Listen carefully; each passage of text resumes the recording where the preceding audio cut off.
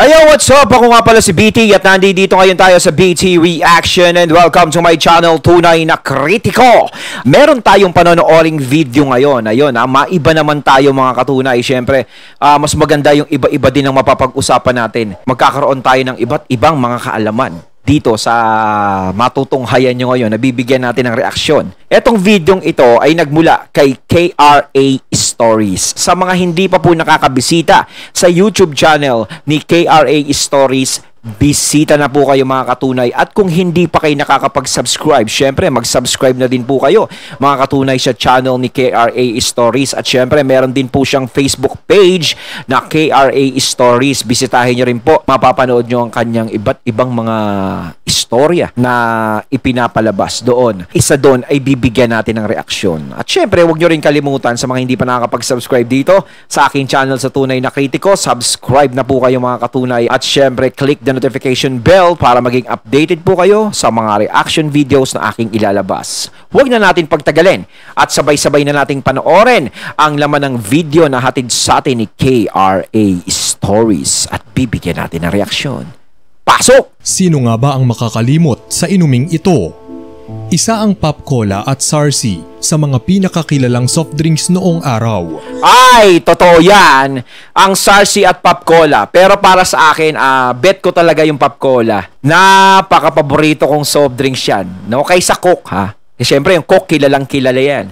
Pero yung Pop Cola, napakasarap talaga yan. Nung mga panahon na nandiyadyaan pa siya. Yung Sarsi kasi, masarap yan, sinasabi nila. Mga katunay, di ba, yung hinahaluan ng itlog daw yung Sarsi, no, hinahaluan. Masarap ba talaga yun? Kasi ako hindi ko natitikman yun eh. Diba? Ay, lasa nun. Parang hindi kayo parang malansa. O, ayan. Marami ang makapagsasabi na hindi kumpleto ang childhood mo kung hindi mo ito natikman. Ilang dekada na ang lumipas pero marami pa rin ang nagtataka kung nasaan na nga ba ito ngayon at bakit bigla itong nawala. Montakin mo, 6 pesos pa lang, no? Kung makikita nyo mga katunay, di ba? Dati ang soft drinks is napakamura lang. No, talagang mabubusog.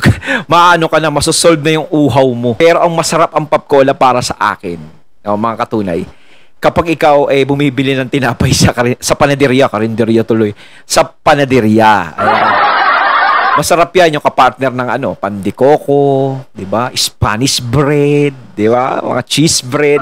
Kayo mga katunay, paborito niyo rin ba yung pop noon nung meron pang pop dati? O sayang nga bigla siyang nawala, no? Parang pumalit sa kanya RC. So RC ayoko eh. Pasensya na sa RC sa management ng RC no? Pero sobra kasing tamis. Ang tamis niya sobra. Ang pop kasi hindi gaano eh. Pero masarap talaga siya eh. Mura siya pero masarap talaga. Sa bidyong ito, ating balikan kung paano nagsimula ang Pop Cola at Sarsi at ating alamin ang mga dahilan kung bakit bigla itong nawala sa mainstream. Bago pa natin makilala at tangkilikin ang iba't ibang uri ng inumin ngayon, una muna nating minahal ang Pop Cola. Yes! Taong 1918, nang itatag ng isang nagngangalang Wong Ning ang Manila Aerated Water Factory sa Maynila. Layunin ng nasabing kumpanya na gumawa ng mura at iba't ibang inumin para sa mga Pilipino at Amerikano. Nang maganap ang World War II, hinuli si Wong Ning ng mga Japanese dahil sa di umano'y koneksyon nito sa komunistang gobyerno ng bansang China. Hindi nagtagal ay namatay din ito sa loob ng kulungan. Gayunpaman, pinili ng kanyang mga anak na ipagpatuloy ang kanyang nasimulan. Pinangunahan ito ng kanyang panganay na anak na si Henry Gauhong Wong. Bilang unang hakbang ay binago nito ang pangalan ng kumpanya. Taong 1945 nang tawagin itong Cosmos Bottling Corporation. Isa sa pangunahing produkto nila ay tinawag na Sarsaparilla. Ito ay isang inumin na maihahalin tulad sa root beer. Sa pamumuno parang ni Henry... Sarsaparilla, no? Kala mo alak siya pero soft drinks pala. No? Sarsaparilla. Pag bibili ka sa tindahan, pagbilan nga po, ano yun? Sarsaparilla. Para social na social yung dating mo, no? Pero parang Chinese sila kasi Wong. Henry Wong ay unti-unting umangat ang Cosmos.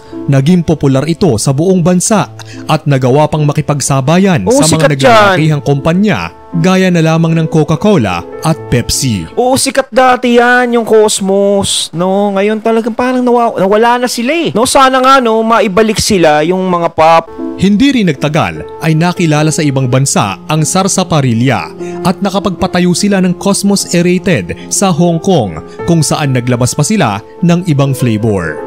Sa katunayan, naging second largest manufacturer of soft drinks sa Pilipinas ang Cosmos. Sunod-sunod din ang kanilang mga advertisement at naging pangalan pa ng isang team sa PBA noon. Noong mga panahong ito ay talaga nga namang naging bahagi ng hapag ng bawat pamilyang Pilipino ang Pop-Cola at Sarsi. Taong 1960, nang tuluyan ng palitan ang pangalan ng sarsaparilla at opisyal itong tinawag na Sarsi. Ang Sarsi at Pop-Cola ay sikat na sikat noong panahong iyon.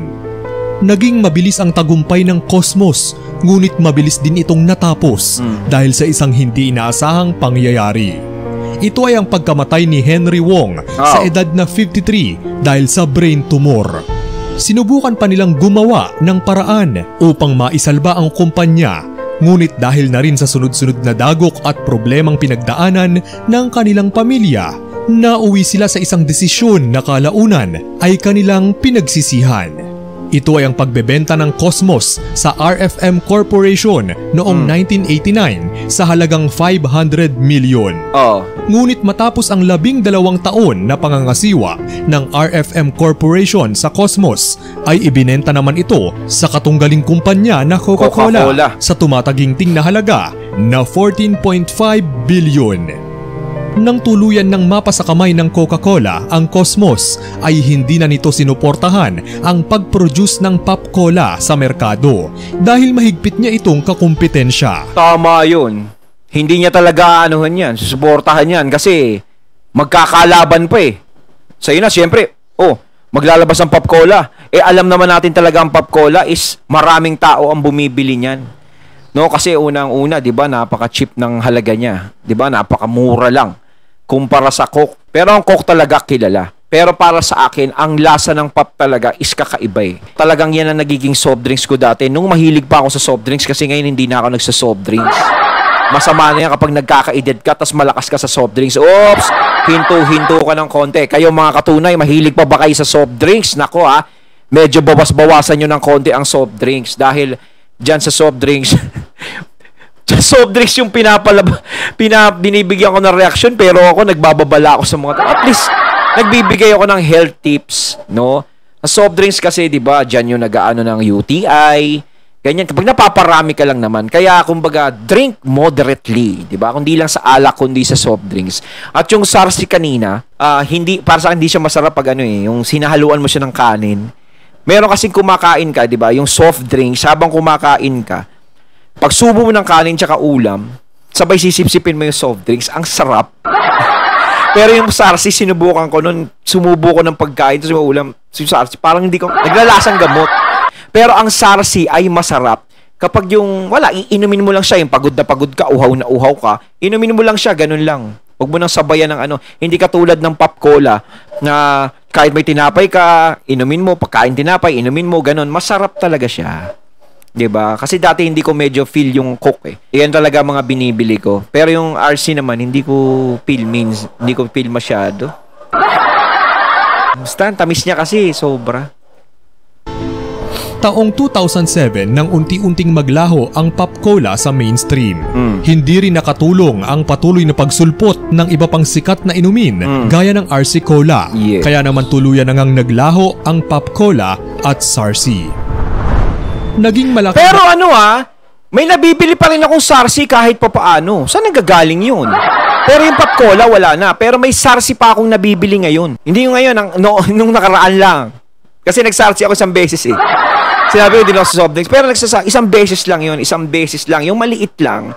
Yung maliit na Sarsi lang. Yung maliit na sa boteng maliit siya. Nakabili pa ako nun eh. Bahagi ng ating buhay noon ang Pop-Cola.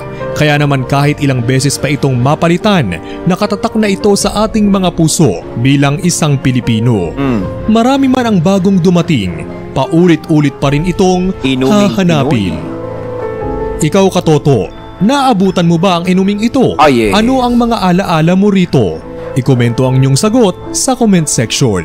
Ayon, at ating natunghayan ang video na nagmula kay KRA Stories. Ayan, no, binigyan natin ng reaksyon. Kayo mga katunay, sino ang umabot sa Pop Cola dito? Pero ibahin natin yung tanong.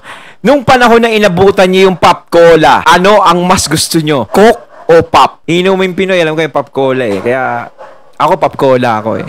Sayang at nawala talaga. Sana nga bumalik yan, no? Siyempre, parang maganda ibabalik yung mga dati. Sarap balik-balikan. So once again, I'm BT and I'm out. Peace.